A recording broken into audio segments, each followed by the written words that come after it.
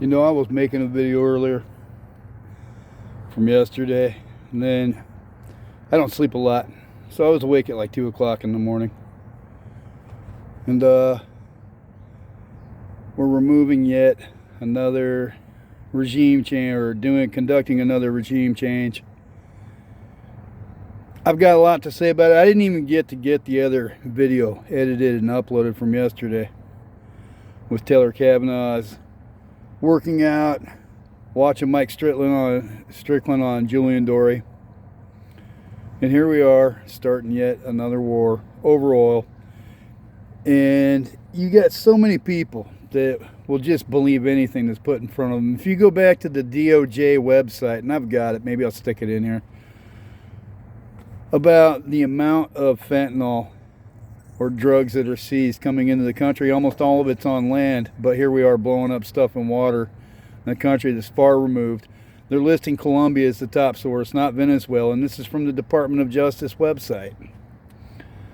You know, I'm never going to tell anybody what to think. I'm just going to say that when we talk about thinking critically and stuff like that, a lot of that has to do with examining evidence or admitting our own deficiencies when we don't know something. For example, myself with data analytics and coming up with certain graphs with different software that I have to sit there and routinely and painstakingly, tediously go through in order to be able to conduct the investigation that I want to conduct. I go through it with school too. You know, the amount of spacing when you're dropping down a line, when you're coding something in Python or Ruby or whatever, man.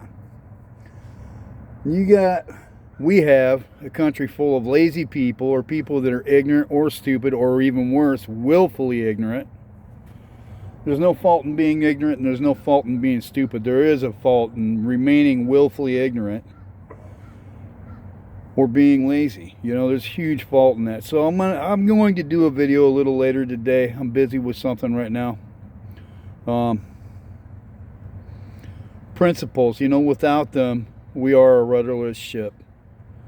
You know, it took me a long time to learn that in my own life. They asked me a long time ago, someone asked me, you know, what I wanted to be, what I looked up to. I think it was Johnny Mitchell.